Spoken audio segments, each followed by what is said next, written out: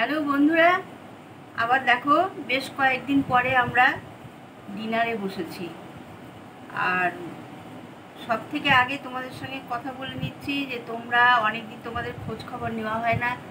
আশা করি তোমরা সবাই ভালো আছো এবং সুস্থ আছো, আর আমরাও ভালো আছি।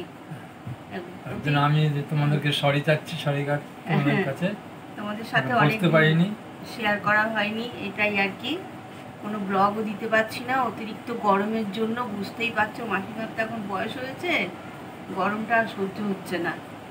ইচ্ছা থাকলেও উপায় নেই, বুঝতে পারছো। তা আজকে দেখলাম যে একটু ঠান্ডা আছে, ঠান্ডা আছে, হালকা হালকা।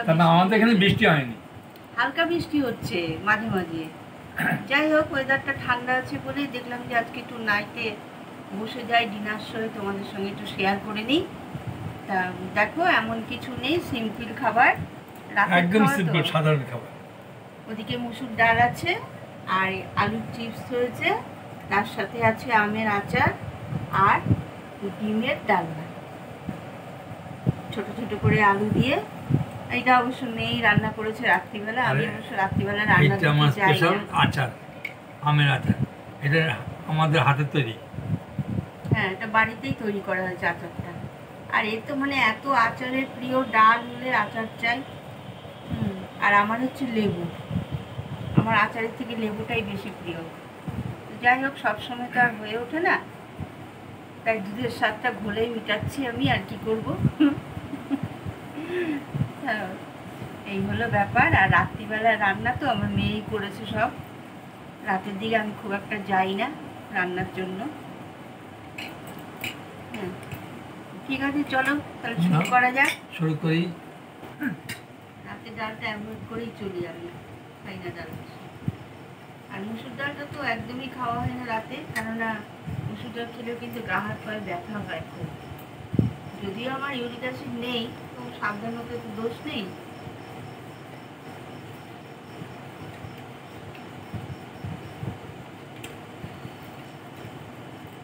আমি ওর বেশি ঝাল ঝোল খেতে ভালো লাগে না, শুকনো শুকনোটাই পছন্দ করি বেশি।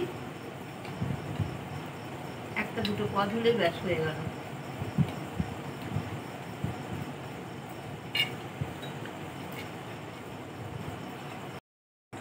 সব থেকে প্রিয় খাবার হচ্ছে এখন আম, দুধ, রুটি।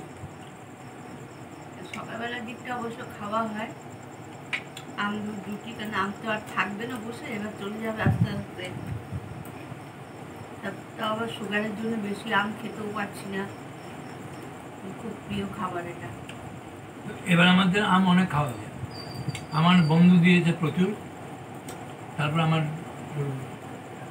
বোন দিয়েছে, তারপরে ওই স্টুডেন্টগুলো ওদের বাড়ি থেকে এনেছে আম। এবার অনেক আম খেয়েছি, কেনার আর দরকার পড়েনি।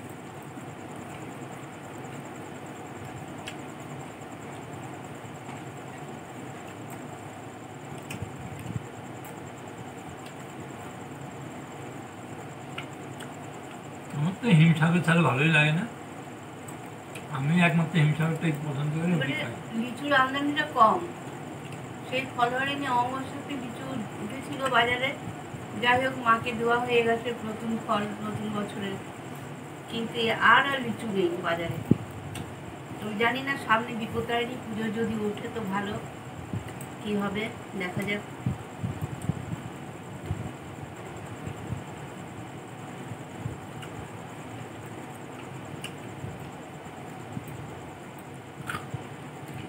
আমাদের ছাদে গাছে প্রচুর গন্ধরাজ লেবু হয়েছে, কিন্তু হলে কি হবে, বাড়ছে না সহজে, সব এরকম ছোট ছোট হয়ে আছে।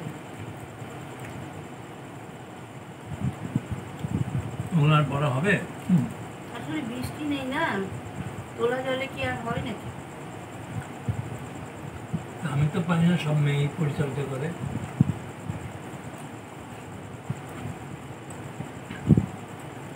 তারপর আবার প্রচন্ড রোদের তেজে গাছ শুকিয়ে যাচ্ছে।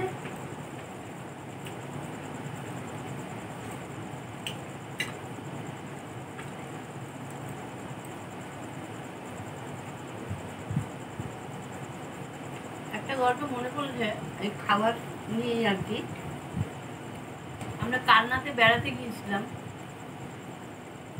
তো সেখানে আমার এক ননদ ছিল আর কি, মানে আমার বলতে পারে পাতানো ননদ। তো খুবই মানে এত ভালো ব্যবহার ছিল ওই আমার দিদি আর কি, আমার। আমি তাদের ওখানে ছিলাম, আমি তো একা রান্না করে খেয়েছি, তারা ছিল। আমার শ্বশুরমশাইকে কাকা কাকা বলে ডাকতো, সেই হিসাবে সত্যি মানে নিজের নয় বোন মুশকিল হবে, এত ভালো ব্যবহার ছিল। তো ওদের বাড়িতে বেড়াতে গিয়েছিলাম, রান্না বান্নাগুলো এত সুন্দর।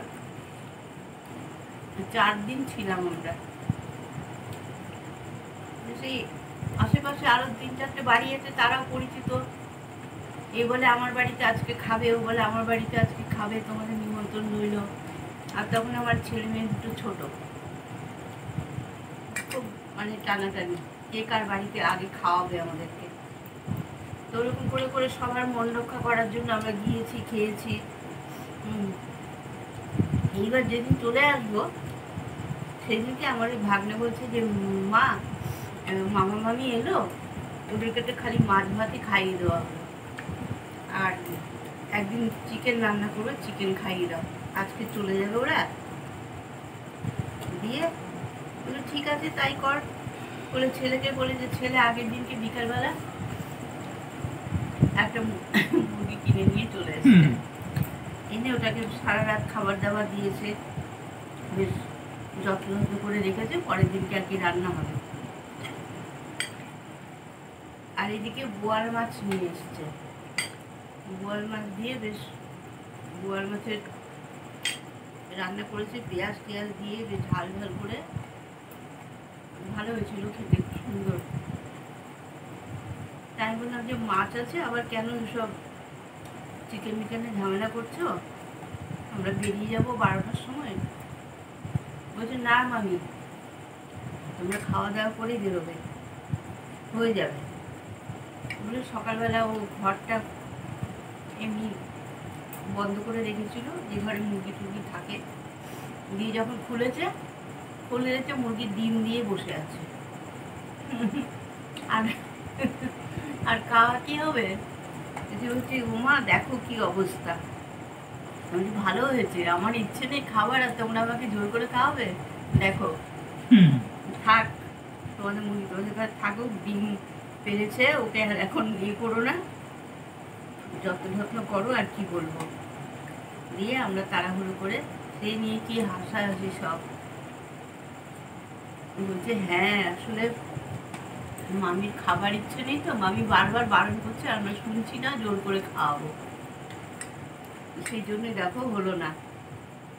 খুব ভালো হয়েছে। দিয়ে সেই তাড়াহুড়ো করে খেয়ে দিয়ে আমরা 12টার সময় বেরিয়ে পড়লাম দুর্গাপুরের উদ্দেশ্যে আর কি। তারপর আর যাওয়া হয়ে ওঠেনি। ওরা সবসময় চিঠি দিয়ে যাওয়ার জন্য করতো। তারপর কে কোথায় হারিয়ে গেল আর এখন সেই হ্যাঁ সব তো পুরনো যত আছে সব শেষ। আমার একটা গল্প বলি শোনো। আমি তো নিজে রান্না করে খেতাম, স্কুলে যেতাম। আমি এরকম বড় একটা হাঁড়ি আছে আমার, ওর মধ্যে এই 100 চালের কিছু কম চাল রান্না করা যায়।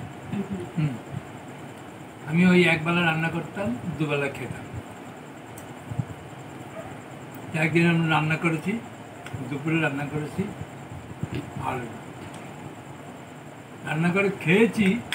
তারপরে আমার এক বন্ধুকে খবর এই যে আজকে আমাদের বাড়ি রাতে খাবি, ওখানে একটা জন্মদিনের উপলক্ষে একটা অনুষ্ঠান আছে, ওখানে থাকবে। আমি দুবেলা রান্না করেছি, এখন বলছি বলো কি যাবে, রেখে দেন, কাল খাবি না রেখে দেন, এই কথা বলছি। আমি ঠিক আছে দেখা যাক, যাবো। আমার তখন চেহারাটাও একটু খুব ভালো ছিল, বেশ কাটা কাটা ছিল, বেশ দেখতেও ভালো ছিলাম, চেহারাটা বেশ। আমি কি করবো দেখ কে আবার রাতে রাখবে, কে কি হবে, আর তখনই আবার আমি চলে যাওয়ার পরে আমি খেতে বসলাম। দুপুরে খাওয়া হয়েছে, এই 8 ঘন্টাও হয়নি, তারপরে আবার খেতে বসেছি। ওই ভাতগুলো মাছের ঝোল দিয়ে সব খেয়ে নিলাম। মানে 1 কেজি চালের প্রায় একটু কম হবে, তা একা খেয়ে নিলাম, দুবেলা ভাত একবারেই খেয়ে নিলাম। এই একটা আমার জীবনের প্রথম অভিজ্ঞতা অনেকটা। এত ভাত আমি জীবনে খাই না, এটা দেখছি কেমন এখন তার খাবার, এখন তার সিটিভাবেও খাই না। আর শুধু মাছের ঝোল আর ভাত, আর কিছু রান্না করি।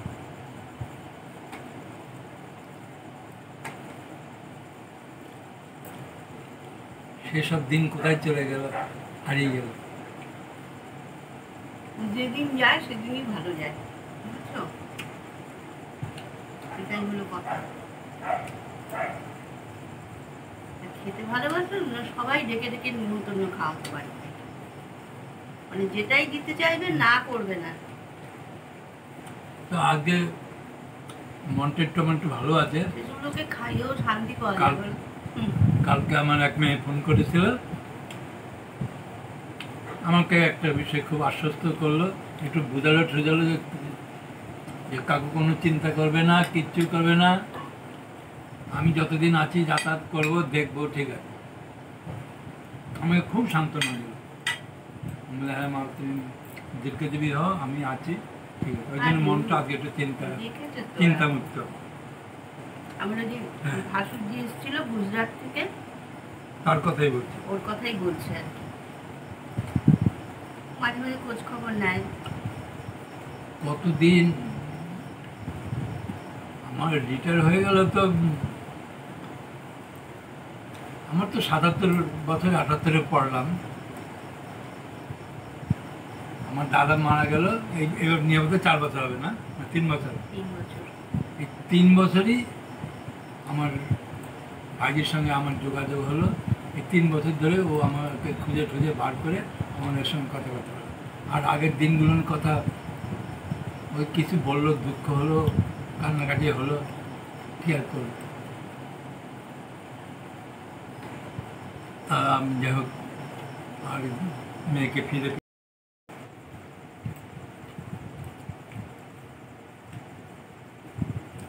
নাও, হয়ে গেল হ্যাঁ আজকে ডিনার। ডিনার তো বুঝতেই পারছো, সবই কম কম খাওয়া। হুম। হুম। ওই তোমাদের সঙ্গে অনেকদিন পর একটু আড্ডা দেওয়া হলো, একটু দেখা সাক্ষাৎ হলো। তোমাদেরকে খুব খুব ভালো লাগে। আমি এবার যতদিন বাঁচবে এই তো জীবনে আর ভুলতে পারবো না।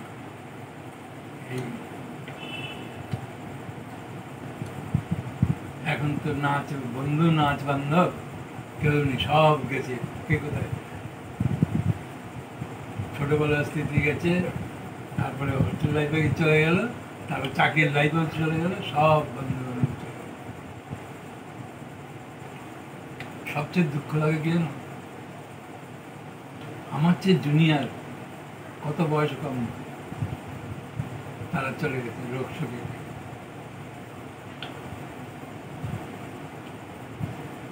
আর কি, যেতে তো হবে সবাইকেই একদিন না একদিন, যার যখন সময় হবে। তাই নিয়ে মানুষের কত ইয়ে। হুম। হ্যাঁ, কত হম্বি তম্বি, কত বড়াই, কত কি। যা যে যার মতন যেরকম করছে করুক, আমরা আমাদের মতন এরকমভাবে চলতে পারলেই হলো। তোমাদের সাথে এই যে আজকের মতন এখানে শেষ করছি। গুড নাইট, টাটা, ভালো থেকো। হুম, লাঞ্চে সাবধানে বসে, থাকবে। ডিনারে বসে এই যে তোমাদের সঙ্গে কথাবার্তা বলা, এই করা, এটাও একটা বিরাট আনন্দের ব্যাপার। তোমাদের যেন রোজই পাই। তোমরা সবাই ভালো থেকো, আমাদের পাশে থেকো, তাহলেই আমরা খুশি। তাহলে আজকের মতন টাটা করলাম, গুড নাইট।